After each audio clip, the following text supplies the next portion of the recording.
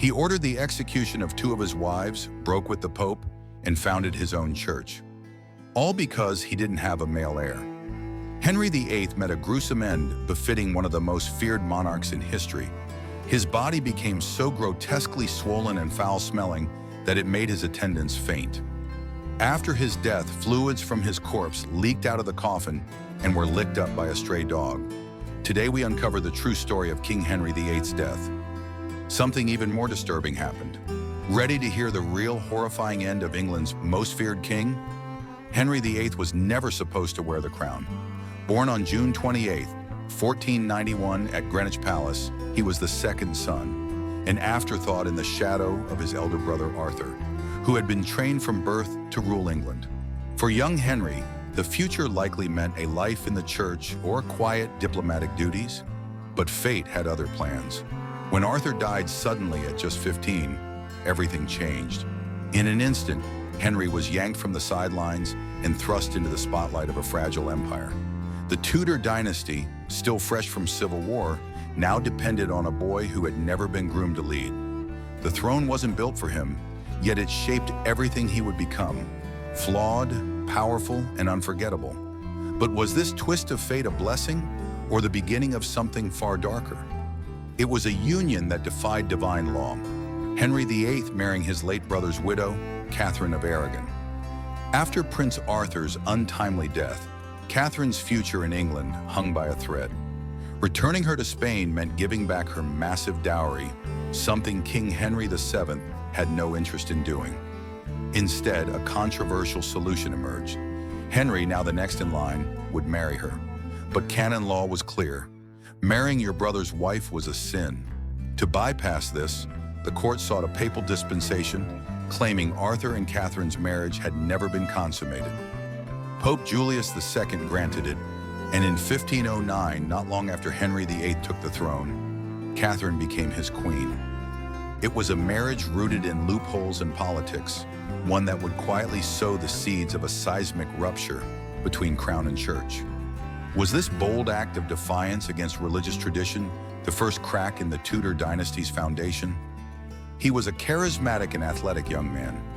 Barely 18, he looked more like a mythic hero than a monarch. Broad-shouldered, golden-haired, and glowing with health.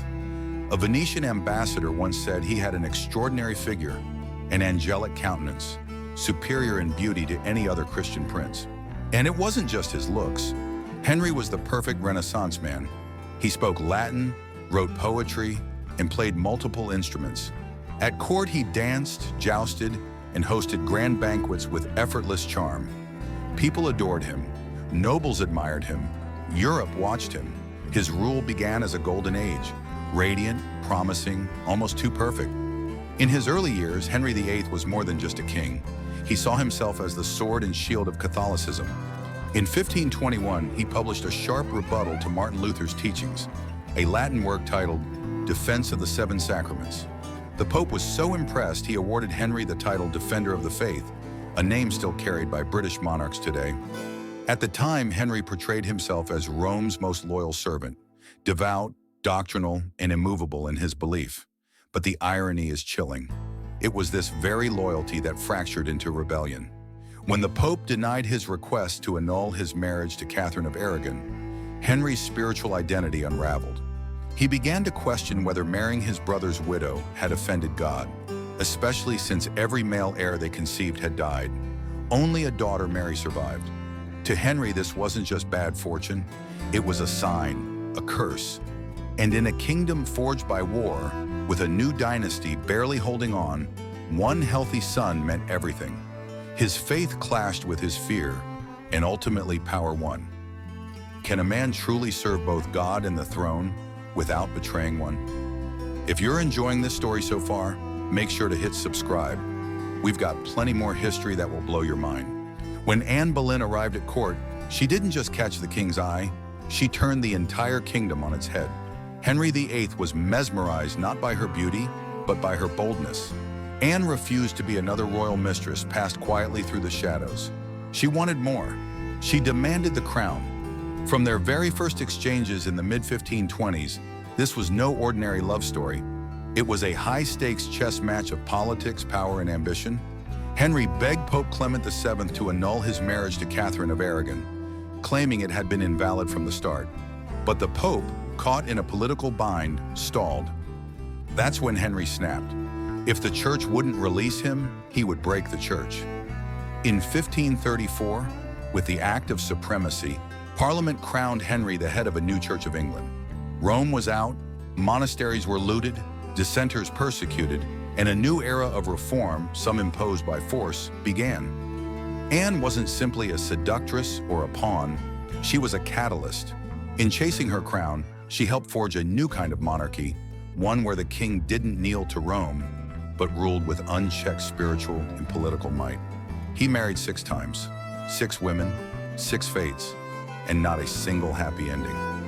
Henry VIII's love life has often been romanticized, but in truth, it was a procession of heartbreak, humiliation, and in 2 cases, death by execution.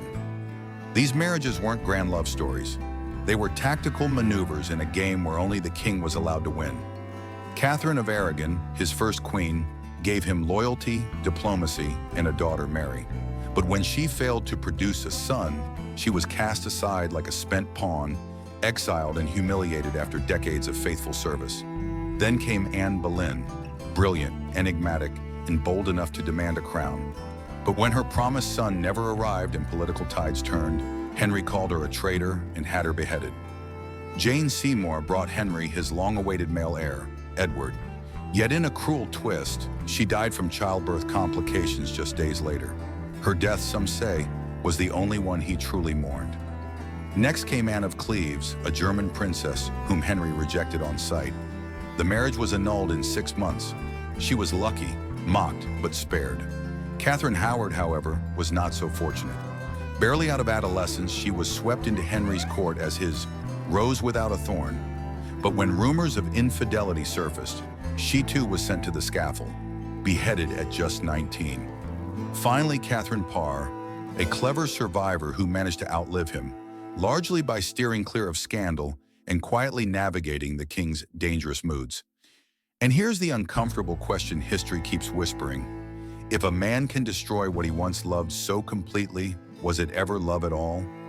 No one could have imagined that this young man, full of life, would end his life in utter decadence, obese, infected, plagued, and rotting even while still alive. A fateful turning point occurred in January 1536. At 44 years old, during a jousting tournament in Greenwich, Henry suffered a terrible accident when his horse fell on him. The king remained unconscious for 2 hours. Although he survived, the injury to his right leg would never completely heal. This wound was not only persistent, but transformed into an open ulcer that constantly seeped, causing the king unbearable pain. Over time, the ulcer worsened to the point where bones were visible through the decomposing flesh. Gangrene later began to set in his legs in the final months of his life. The pain tormented him, causing him to often scream and curse those around him, at times falling into deep melancholy. Contemporary medical treatments, such as cauterization with hot iron or using mixtures containing arsenic and mercury, are now known to have been harmful and likely worsened his condition. Perhaps the worst aspect was the nauseatingly foul odor emanating from the wound. The stench was so ghastly that his presence could be detected 3 rooms away. Courtiers were obligated to endure the smell without showing revulsion, often using handkerchiefs soaked in perfume or vinegar to cover their noses when near him, under penalty of facing the king's wrath. Due to the chronic wound and pain-making movement and exercise impossible, Henry began to gain weight uncontrollably and became severely obese. His waist size increased from 89 centimeters in his youth to over 130 centimeters, and he weighed over 180 kilograms, almost 400 pounds. He needed a special pulley system to move between rooms, and door frames in the palaces had to be widened. His daily diet of approximately 5,000 calories, mainly from red meats with very few vegetables, along with large quantities of wine and beer, contributed significantly to this decline. Obesity caused him heart problems, gout, and possibly diabetes. Modern experts believe he likely suffered from diabetes, severe gout, hypertension, and heart failure. Some suggest syphilis, although this diagnosis is disputed. Special armor and beds also had to be made for him due to his size. His physical condition transformed him into a moody, sedentary, and increasingly irritable man. The deteriorating health not only affected his physical state, but also profoundly altered Henry VIII's personality.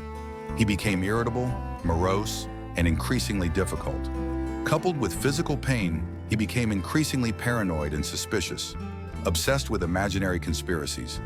His extreme fear of illness, hypochondria, especially the plague, worsened his paranoia. He became distrustful and secretive, fearing poisoning to the point of implementing an elaborate food security system, requiring servants to taste every dish before it reached him. Some historians suggest the brain injury from the 1536 fall may have exacerbated existing tendencies toward paranoia and fits of rage. This personality transformation led to ruthless and bloody decisions. From a defender of the Catholic Church, he broke with the Pope and became the scourge of Catholicism in England. He became brutal with his enemies, tolerating no dissent, executing even those who opposed him on grounds of conscience, such as the humanist Thomas More. His paranoia caused him to carry out executions based on unfounded suspicions, putting to death even close friends and loyal advisors. Notably, the execution of his second wife, Anne Boleyn, under fabricated accusations coincided with the time of his accident in 1536. His fifth wife, Catherine Howard, was also executed after being accused of infidelity, perhaps partly because she could not bear her deformed and malodorous husband. Even in his state of physical decline, he still ruled with an iron fist. In his final years, the physical torment reached almost unimaginable levels. He could barely move, even with help. His breathing was heavy.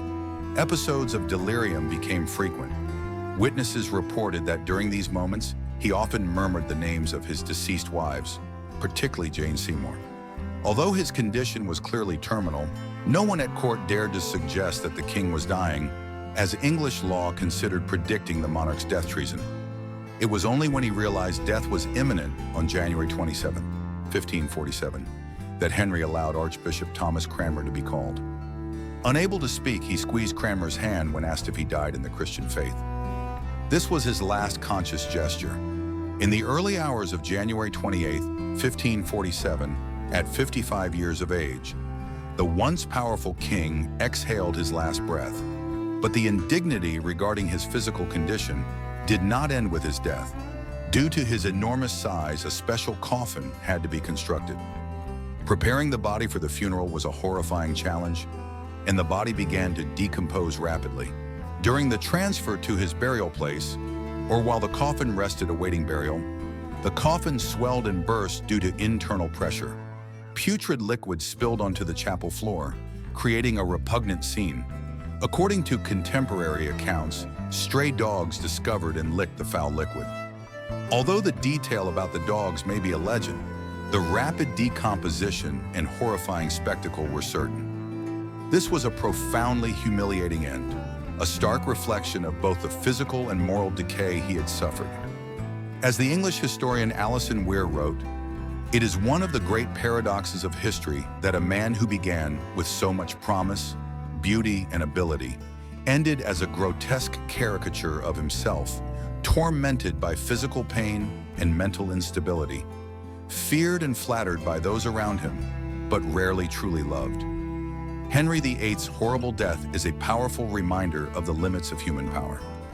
The man who rewrote the laws of his nation to satisfy his desires could not rewrite the laws of nature. In the end, even the most powerful of kings must face the same fate as the humblest subject. His death, with his labored breathing and deformed body, contrasts dramatically with the official portraits that show him in all his royal majesty. Despite the gruesome end, Henry VIII's legacy endures. Ironically, the male heir he so desperately sought to the point of breaking with Rome and executing 2 wives was his fragile son Edward VI, who died young. His true legacy came through his daughters, particularly Elizabeth I, the daughter of the wife he executed, who led England into a golden age. So that is the story of Henry VIII's health decline and horrifying death. A chilling testament to how absolute power combined with chronic illness can transform an individual. His life ended not with glory, but with an unbearable stench. an end unworthy of his crown. Hit subscribe and be part of our community of history lovers, because the past still has secrets to tell.